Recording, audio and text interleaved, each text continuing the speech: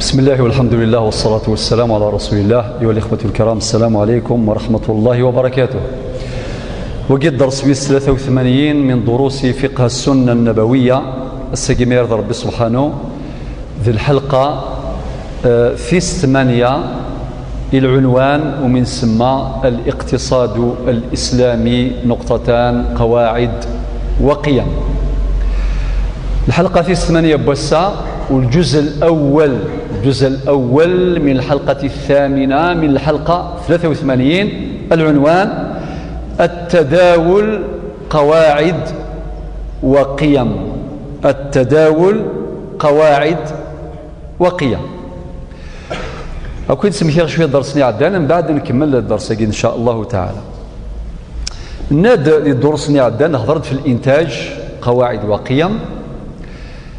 من بعد الاستهلاك قواعد وقيم. أمذان يكسب سي الحلال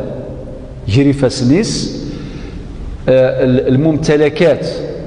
الملكيات الفردية يكسب جري فاسنيس العثافيس تيديس تساد نقطة السنات ومقارن الاستهلاك أم كرا يستخدم أي نكسب جري فاسنيس. برمي الأمور نهضر درسني عدان نهضرد في معالجة الإسلام لظاهرتي السرف والترف. ذا شوك تهدون الأرزاق، أشوك تهدون ثذمسة الإيكونومي الاقتصاد، أشوك تهدون الملكيات نسينا كي الأمور ذي مقرنة. الأمر مزوارو التبذير أو الإسراف. نبوذ الآيات أتصل الآيات منها قول سبحانه وتعالى والذين إذا أنفقوا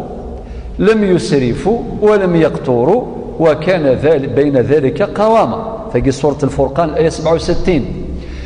مع ذلك ربي سبحانه يهضرد في التوازن لكيليبر بين الشح والبخل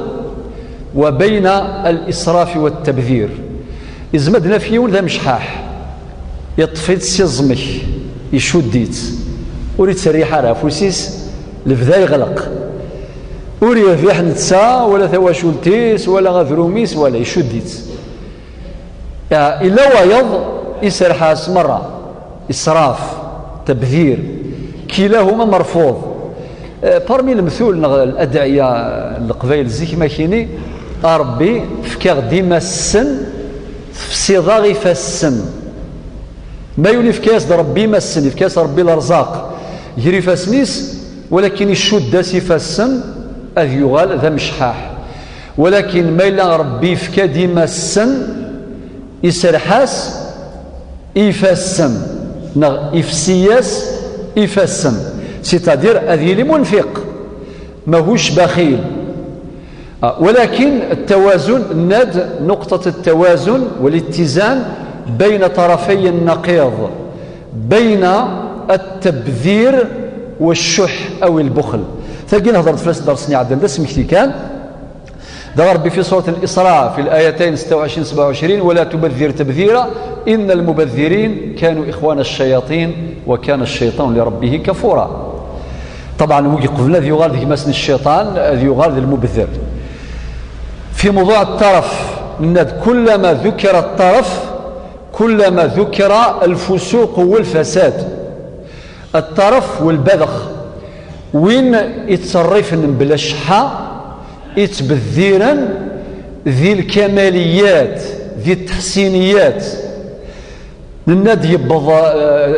الطرفاكين التبذيراكي ولا سيزكوان أتصديونا ميكي موت باباس نغيما سيخدم الرخام الماربر سيخدم العجب أين راه يفكي الجامع نغي ثمعمر نغي السفيطار نغي لاكل نغي يليل أثيفك الميت في حواجرة. والترف الذي يتوسع في النعم بلا حدود ولا سدود ولا ضوابط يستفساد يزمري ونسمح لي خمسة مغرى باش تخدم 50 مليون تخدم 900 مليون مثلا وقسمي الطرف 900 مليون أتفض واحد 800 مليون ياكل الزيادة ضام الصروف الزيادة. الوغ زعما ديني من بعد يا اخي تيديس يا اخي الا ويسيت ثلاثا يتساسس ربي نكاد نهضر شو دينا ربي الدنيا شو دينا الفلان غير الفلاني شو دينا ربي تسلس غاك أتصفي نساء الكسب أكيني أريد تسلس ولا ديون أبراكي سوى ربي أبا سوى ربي فهذا القرار شو دينا ربي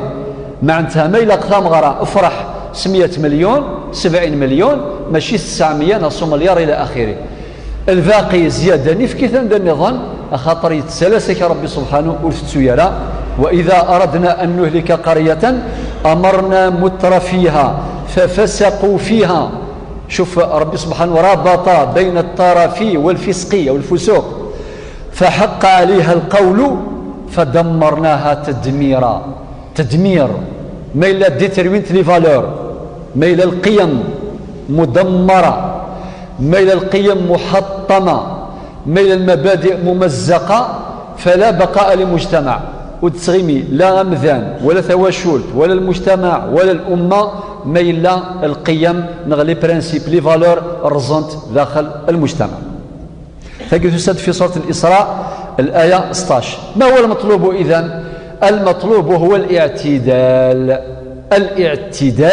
ربي نغل وسطية كيف ربي في سورة البقرة في الآية 143 وكذلك جعلناكم أمة وسطا لتكونوا شهداء على الناس ويكون الرسول عليكم شهيدا يهضرد في ثلماست جوست ميليو ثلماست استقبايلي قارن دغيون المثال ثقرنيث تساكيث قرنيث ثلماست ثقيم ذي الخالي ثقرنيث تساكيث قرنيث الاكستريميزم ثلماست ثقيم ذي الخالي طيب سيدي ثورة ما تسلم كل آية ثاقي مرة عن الأحاديث ماشي المعنى تسيماجيني إمذانا كان إيماجيني تدميم مضبرا الأمة الحكومات والدول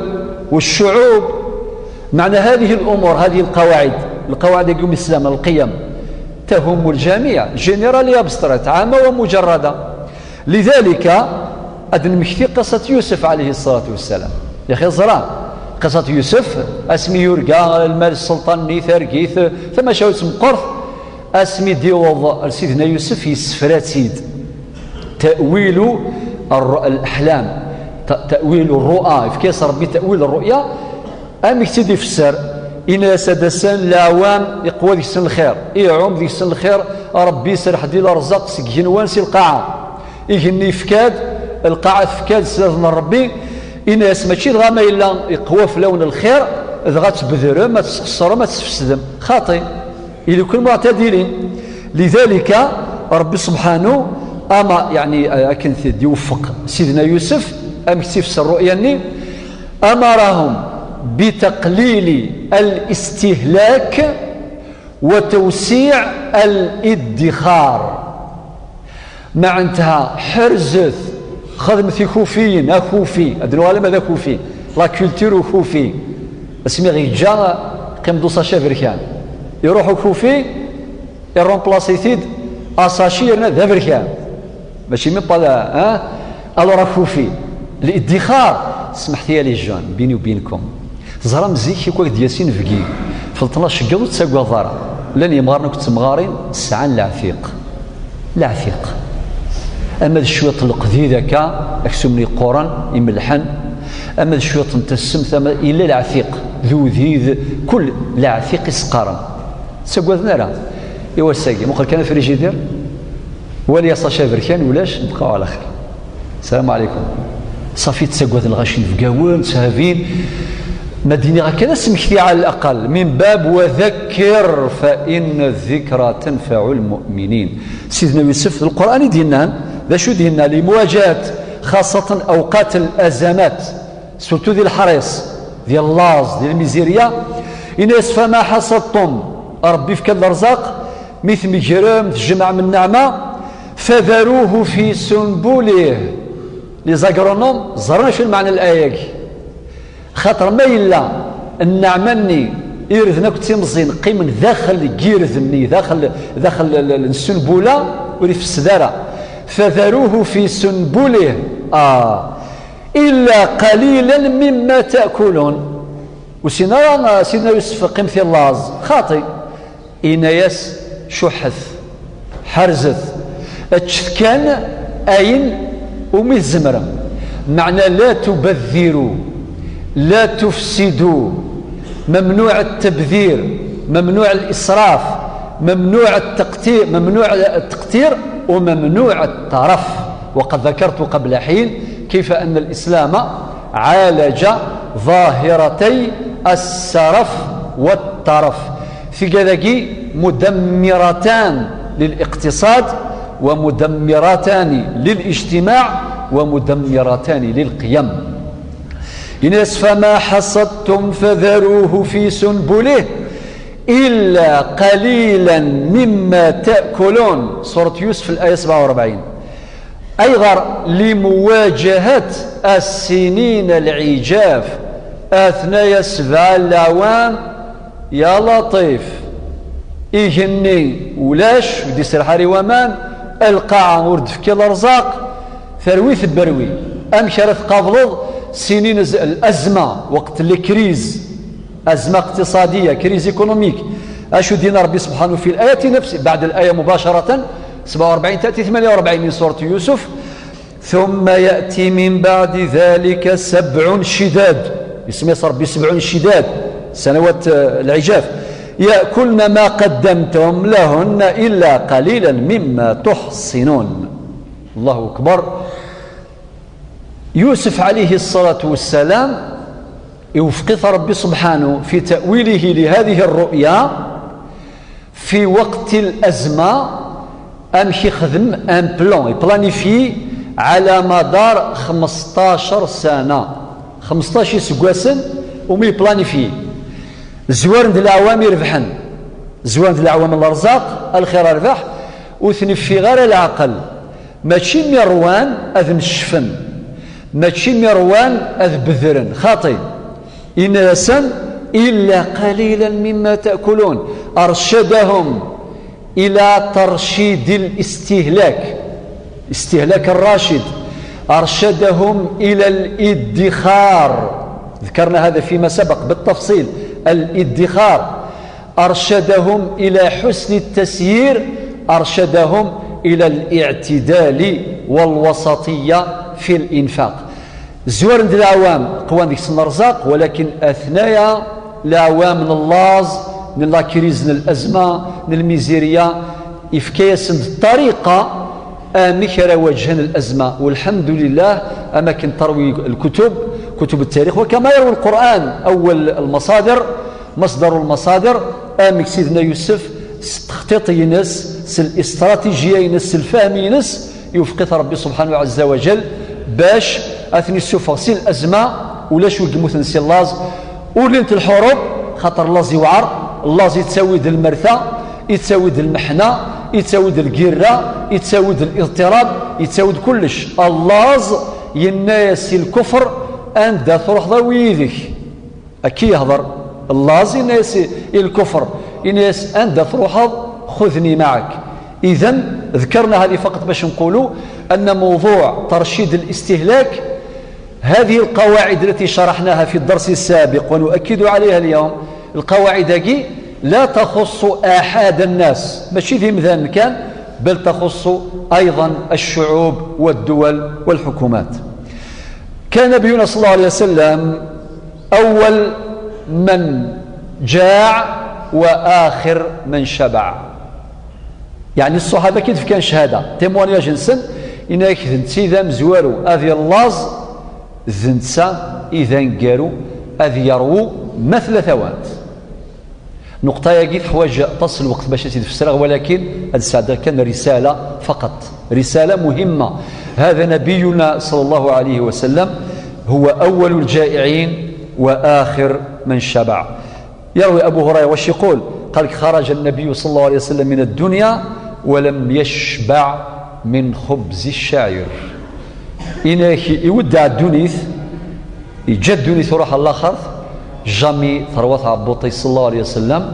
صغرهم يعني مطمزين خبز الشعير. وكذلك تروي أيضا أمنا عائشة، وهناك روايات كثيرة يرويها الصحابة وأمهات المؤمنين أدحكون أغفتو ذرث النبي صلى الله عليه وسلم يزمر ذي يعيش أكن يفغى ولكن يفكد ليكزومبل يفكد المثال خاصة في وقت الأزمات. وما نغال أيضا إلى سير السلف الصالح عمر بن الخطاب وأبو بكر الصديق وعثمان وعروة بن الزبير والزبير بن العوام إلى سعد بن أبي وقاص إلى آخره، وأولئك منهم أغنياء ذي العجب ولكن الرزاق وسنسف غنار العقل دائما طفن نقطة التوازن، لا إفراط ولا تفريط، لا إفراط ولا تفريط، وكذلك جعلناكم أمة وسطا. من القواعد المهمة أيضا في مجال الاستهلاك منع إضاعة المال وإتلاف المال. أريد زاري ولا كيني الرزاق يجري فاسني وأثن ضيعه، أما ذي الماتريال أما عقارات أما منقولات أما ينش أما بوياض أما ينش أما نبيلك ثلاثة كيلتوري اسمي نبيلك أكيني ماذا من بيلك يعني ما تشينو ما تشين تواشولتيو ما تشي بذروميو أبان بيلك سير حسكان ذي شرع ربي سبحانه القواعد يجد يفكا قواعد عامة. الممتلكات الخاصة أو العامة تحميها القواعد الشريعة وتحرسها قيم الشريعة، فالاقتصاد قواعد وقيم كما كررنا مرارا. ذا كذلك ذي شريعة الله يجوز ما يسمى بالحجر على السفيه أو السفهاء. مع انتهى يون ميلاد السفيه ولا ماذا نتيد يبوين الرزاق ستيذيس يبضي في درجة أحليل الله غالب الدنيا ثاقي الساعة لي سوربريز وذي سلوف وذي غالب السفيه ويسينار المصلحة ينس ويتسكى القيمة يوين يكسب ذاقي يجوز أما ذي الشرع أما ذي القانون باش يحجر عليه أيضا للمحافظة على المال. ثقة من القواعد إذ يسان ذي شريعة الله حماية للمال حتى ولو كان خاصا ولا مال الملكية الخاصة يجوز هذه لي وان يسلفك الدنيا انا يغال سفيه زمر والراويس لمطوطي سي مولانيس الظلفن الحجر عليه اذ يغال كل عقود يخدم نسا بطلنت وري زميرا فيا ولا ذي الزنز ولا يخدم تجاره ولا يخدم كونطرا ولا يخدم كونفونسيون وري جوزاره يمنع اي غير حمايه للمال. وطبعا اسباب الحجر كثيره ماهوش موضوعنا باش نفصلوا فيه، ولكن ما لا يدرك كله لا يترك جله الى صغر السن ثمزي يا ربي سبحانه كما ضرب بيضا وجيل اضرب بيضا وجيل حرزس الشيس وبعدين ما يبغي الدرجه يسن صلاحيس وان انستم منهم رشدا فادفعوا اليهم اموالهم. مبضن سن الرشد يوجيلا فرباطيد تحرزت نتسا تحرزض الشيس ميقبل سن الرشد يسن صلاحيس فكاس الشيس يسدي جابافاس نغيس دي جاي ماس نغيس دي جا جديس يعني الآية ثنات فادفعوا إليهم أموالهم. صافي الشين صاحب الولاية عبارة عن حارس ذا عساس أتحرزض وتنميض وتفك الحقوق المال على رأسها الزكاة إلى آخره وقد دورينه. صافي من أسباب الحجر إلا صغر السن إلا الجنون إلا السفاه إلى آخره. ربي القرآن الكريم يد ولا تؤتوا السفهاء أموالكم التي جعل الله لكم قياما وارزقوهم فيها واكسوهم وقولوا لهم قولا معروفا. سورة النساء الآية 5. على بكم هذه الآية عجيبة لأن بعض الناس مركزنا كل تصرف في بابات سن مثلا ماشي جندوك خامي مثلا سخام كمغارا الذقران ذينا سنروح تزوضك ذي مدوكاليك ذينا نغذاخل بخامة هينا يهان ذي توحقر ذي عندي فلاس الباطل خاطئ. ربي ينادي في آخر هذه الآية سورة النساء 5 وقولوا لهم قولا معروفا. يوصد في المعاملة الحسنة المال يحصن حافظ في المال القواعد الشريعة إذننا ولكن حاذر أتسلي التعدية في المشاعر نفط نفسيث نلعب ذاقي الذي تم الحجر عليه. طيب سيدي ثورة ذي خاتمة هذه النقطة أشدني ما هي مقاصد قواعد الاستهلاك وقيم الاستهلاك. أتصيد نفكا ما درسني عندنا ما درس بوسا ثورة ذي شو انت المقاصد لماذا يكل مرة يوم السلام ما يغار لن ترفع الأهداف سم قرانين ألف باء جيم دال ألف تربية نفسية ذاتية تصرف نادي درسني عندنا أغرو ما كنحفظ فيه مغارا أغرم ألقين بغرم ما يغليك الزويف السذون الماء مثل السذون في أثيج نكوني ثورة ما تغريث باقيات كومبليتيج وتسوالي ما شو كضرون في ثورتنا غير دونيتنا النعمة والسارة زال وعلى بالكم النعمة مسفكين ريما ولا نزال لا تروح ربي يدير في البركة ينس ما تروح البركة سكخام توكس البركة ولا شي ديقران صافي تصرف كاع تربية ميدين النبي صلى الله عليه وسلم في الحديث الصحيح يا غلام سم الله وكل بيمينك وكل مما يليك السلماد المزياني قرداني مشطح سيث مزي تصرف كاع سيث مزي باش امذان هذه يسمي ربي سبحانه واديري بسم الله وهذيك سفوس يسوف ايفوس وريث تسال الحقوق بياض هذه سعول القنيعه ذو هذه الحقيس كان هادشي الحقيش ثقن الطيطيش ثقي يكون تصرف كاع اذا من مقاصد الاستهلاك يا جماعه الخير ذا شوف تربيه على القناعه الشاعر ناد إذا ما كنت ذا قلب قنوع فأنت ومالك الدنيا سواء القنيعة توانت وين يسعى القنيعة ذقوليس ثعب بوطي سينيس يفكا غتصرو ما إلا ورسعى القنيعة ذقوليس ثعب بوطيس ورساي ثوانت أيني وثوالث طيس يفغى تشتعب بوطيس زرا ما شو دينا سيدنا عمر بن الخطاب يعني بولاش كيف أشو دينا الناد إذا اشتهيتم اشتريتم لحد البوله إذا اشتهيتم اشتريتم يمكن قارث الساقي أين توالثت يغثت سورتو تقول سنة عزيز رمضان يا خاكا إشباس ربي ما كنت عبوطيش تغال أثرف ذلك كاباسيتي وقنطار أين ثوالثت يفغاث إمي في فغاثي دياغ على طول ورسالة لفران كبح جموح مشتريات كل مسألة دقيقة تحتاج إلى تفاصيل في غاية الدقة والروعة ولكن شوط خير ولاش كلما اشتهيتم اشتريتم إذن من مقاصد قواعد الاستهلاك وقيم الاستهلاك التربية الذاتية على القناعة وعدم التوسع في النعم والبعد عن السرف والطرف إلى آخره وكبح جموح الرغبات تربية اجتماعية شبه ربي ما ربا ومثانا لربي المجتمع خاطر إمثانا ذني ذي المجتمع يون زائد يون المذوغ ذي المجتمع ماشي سنقى المجتمع يروح المجتمع ينهار المجتمع سي نورمال ذكيوث الباطمة ما إلا ينزدغ الباطمة ولسان راه تزدي الباطمة تمس ما إلا لي بوبال نسن توسخ كل شيء وسخ كيف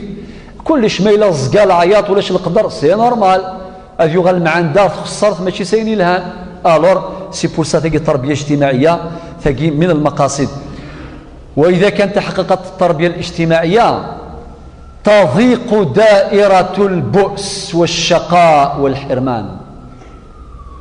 تاكي نقطه مهمه جدا خاطر دائره المحرومين دائره البؤساء دائره المتألمين الجائعين الفقراء والمحتاجين تتسع إذا غابت قواعد الاستهلاك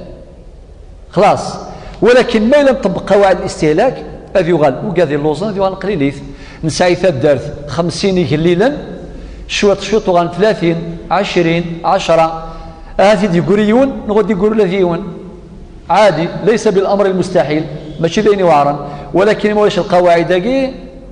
من 100 يقليلا ذوغال 200 400 500 رضاكين وطبعا وإذا اهتزت الجبهة الاجتماعية كما يقولون الآن في لغة الإعلام إذا اهتزت واضطربت الجبهة الاجتماعية تعلمون ماذا سيحصل هذه ظهور العجب أي ظهور العجب أتصن تلوفا يقدرون المقصد الثلاثة ذا شوث مقصد تربية اقتصادية للأفراد والأمة وقد بينا في الدروس الأولى منذ حوالي 10 حلقات بينا ذا شو الفايدة بمذان ما يحفظ ما نسلم ذيث تصرف كاع ذيث ذمسة ذي الاقتصاد أم كرا يفنو إيمانيس أم كرا يفنو ثواشوتيس أم كزكا ما يغار مثبر في الأمة يزرى هذا الشيء يخدم الهدف وس 4 تربية صحية المعدة بيت الداء تربية صحية خاطر تجي بالك تقرحي مذان أكثر أي ناس دي الفائدة ما تطبق القواعد الاستهلاكيين ذي الفايدة أتستفض دي الزمرتيك ما إلا يون تبقى القواعد كي أتسياغ دي الزمرتيس أذ يغال ضموضين أطاس لهلاكات رديفغن السبة ذي الماكلة يعني السبة ذي المعدة. ثلاث مثل أنبذو في التداول قواعد وقيم. الجزء الأول التداول قواعد وقيم، بعد الإنتاج الاستهلاك التداول. شنو معنى التداول؟ المعنى يس مجموع العقود والعمليات والتصرفات التي يجريها الناس فيما بينهم لتبادل البضائع والخدمات. كيف التعريف الاصطلاحي استقباليث أين كيخدمني مثلا باش تسلي جالسا أذيري ما ذي لحو تجارة غتلحو البيع والشراء العقود كيخدمن تسكي مقام تداول البيع والشراء التجارة الإيجار الجعالة الوكالة شركة المساهمة شركة التضامن شركة المتعددة كل الشركات ذات اسم المسؤولية المحدودة كل أنواع الشركات. أما تقديمين شركة الأموال وشركة الأبدان وكذا ناخذ الشركة بوسة ياكم سلاقي مرة أهيد نخصيهم بوال اسمس التداول تداول السلع والخدمات الأعيان والمنافع كما يقول السادة الفقهاء. طيب يعني غاونا نفذو طبعا باختصار كان دي المقدمة ديني أنا زور ذي البيع أشيني الفلاني يتساغ يزنوز البيع أي غاديني غالبيع قوس الجمعة زرا ما خير أيدي زن إذا مدينا ربي سبحانه ما سلمي الأذان الجمعة ينتفذروا البيع ودينا فذروا الشراء ينتفذروا البيع أو نزنزون ذي الوقت ذي الأذان الجمعة البائع من يكفر حطاس لحظة البيع خطر لحظة قبض الفائدة أذي روح هذه الزنز أدي يقبض الور اللي قالت تجارة نغل بيع وشراء كي يستفغ العقل أتجد الجمعة على جال ليش الزنزض ذي الساعة للجمعة. طيب وربي سبحانه يجوز البيع وأحل الله البيع الآية 250 و75 من سورة البقرة وأحل الله البيع يجوز الزنزم ولكن مشات الزنزم مشات ثاغم ذاكي ثورة تصن تفاصيل قلان أدفتغ مثلا حديث النبي عليه الصلاة والسلام حديث آخر سئل استقسانت ننس يا رسول الله أي الكسب أطيب ذا شو الكسب يلهان زديا يصفان ذا شو سنة النبي صلى الله عليه وسلم إنس عمل الرجل بيده وكل بيع مبرور يعني أين لا يخدم ومذان سفوسيس تجو الخدمات شد سفوس. الحديث دي رواه الإمام أحمد في مسنده إن الله يحب العبد المحترف ربي يحمل أمذان يسعان الحرفة دكفوسيس ربي في كذا السن الخدمة ماشي يتخسرت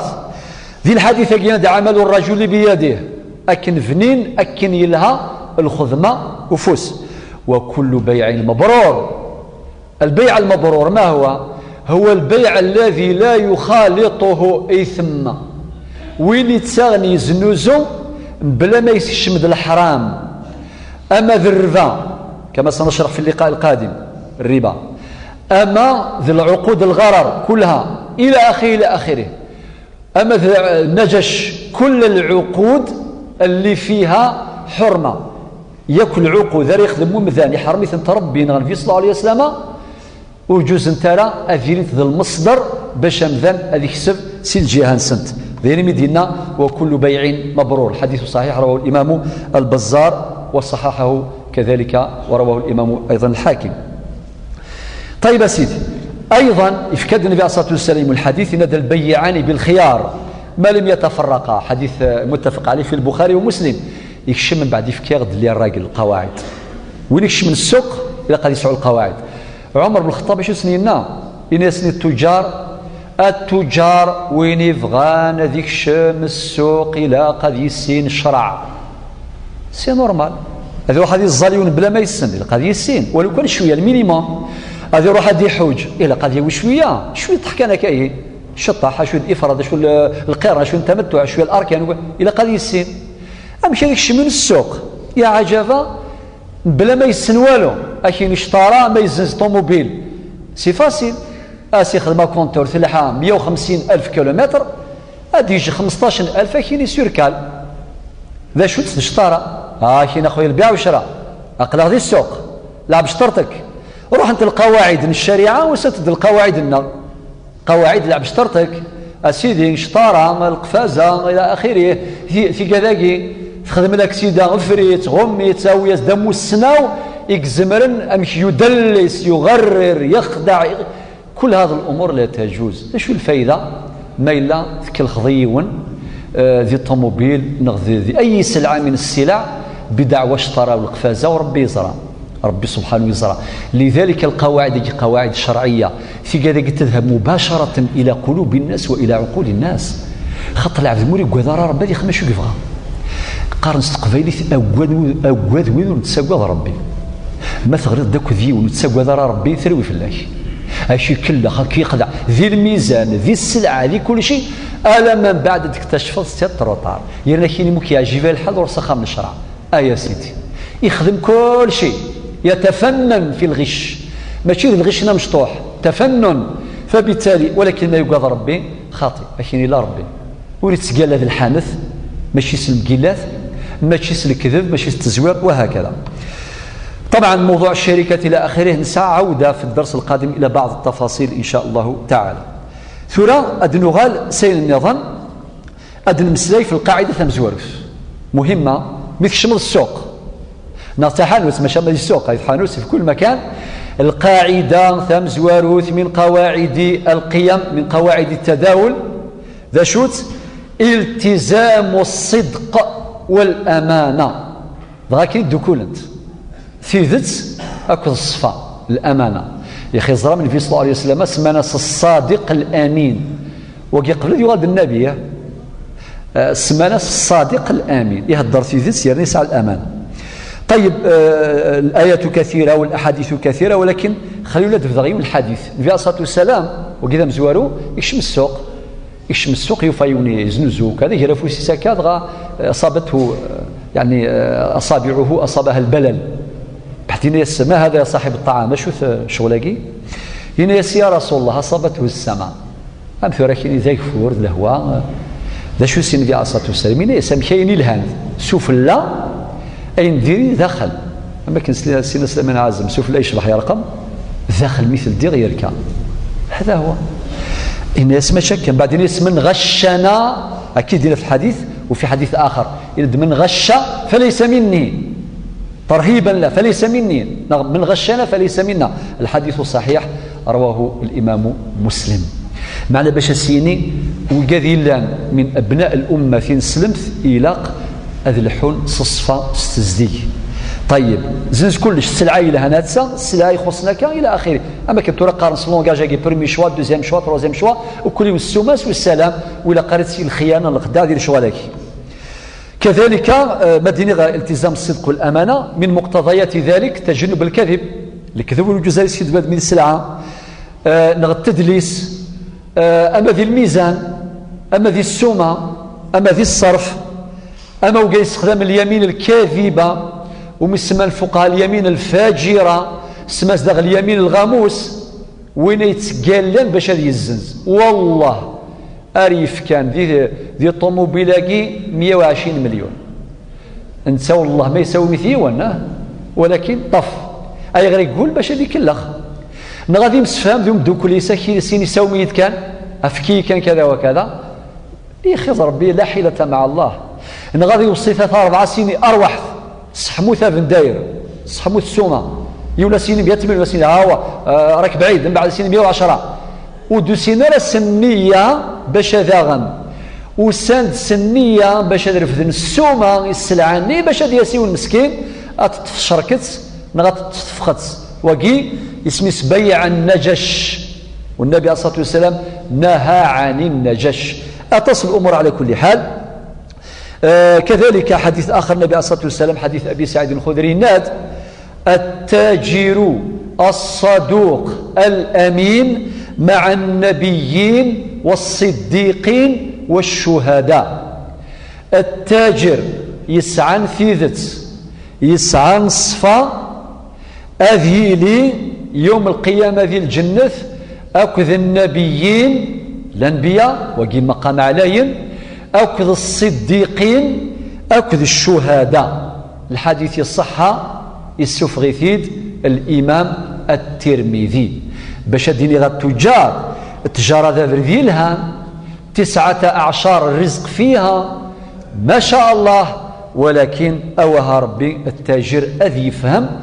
وذي يحفظ الحديث ومثله. ينادى النبي صلى الله عليه وسلم في حديث آخر ينادى 4 يبغضهم الله 4 يكرهيثنا ربي قرمي 4 أمزوارو البياع الحلاف وين يتسقالان باش يزنز يتسقال سواطاس وذي قبايلي ثلا ووال إن ثيدو مذياز إناد أرجاز ما تخصي في ذات ولذا سيخدم اليمين أرجاز ما تخصي في ذات ولذا سيخدم اليمين. الأمانة إلى ربي سبحانه والذين هم لأمانتهم وعدهم راعون المؤمنون 8 إلى إن الله يأمركم أن تؤدوا الأمانة إلى أهلها سورة النساء 58. والنبي صلى الله عليه وسلم 4 من كن فيه كان منافقا خالصا ومن كانت فيه خص واحدة منهن كانت فيه خصلة من نفاق والعياذ بالله حتى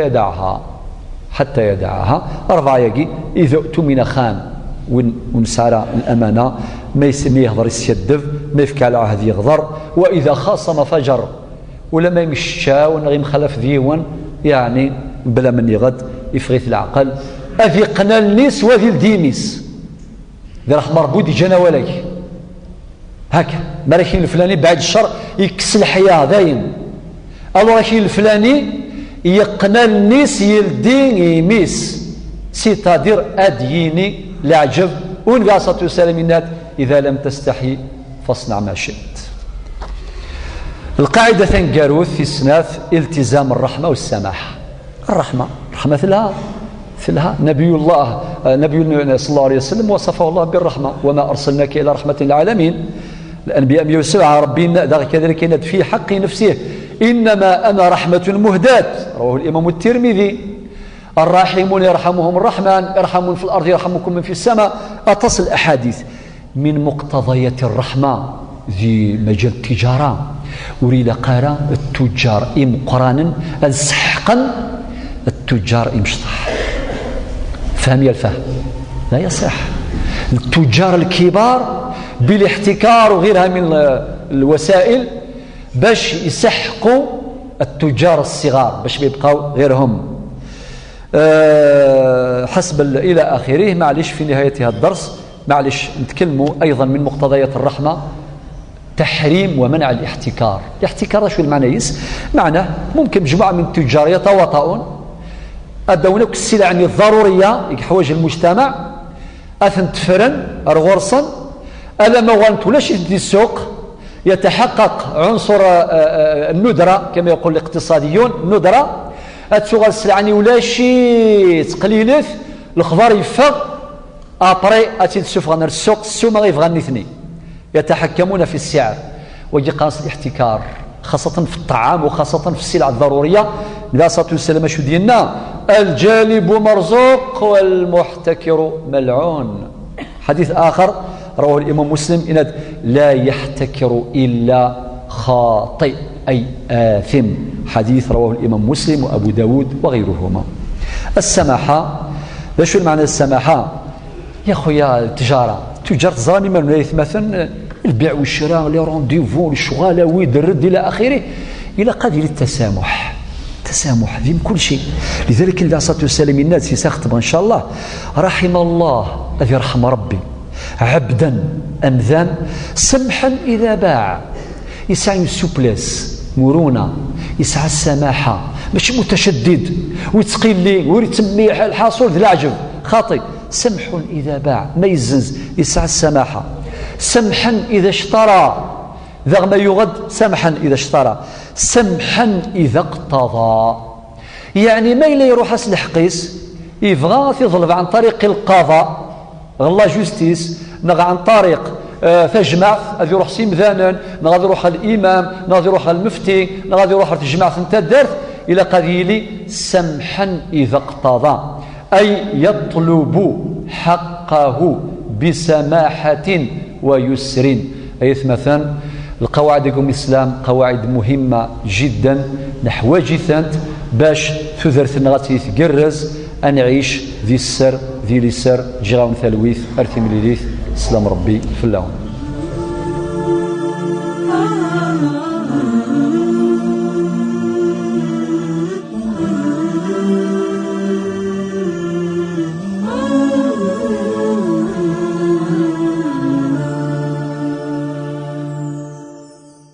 أنت الحبيب المصطفى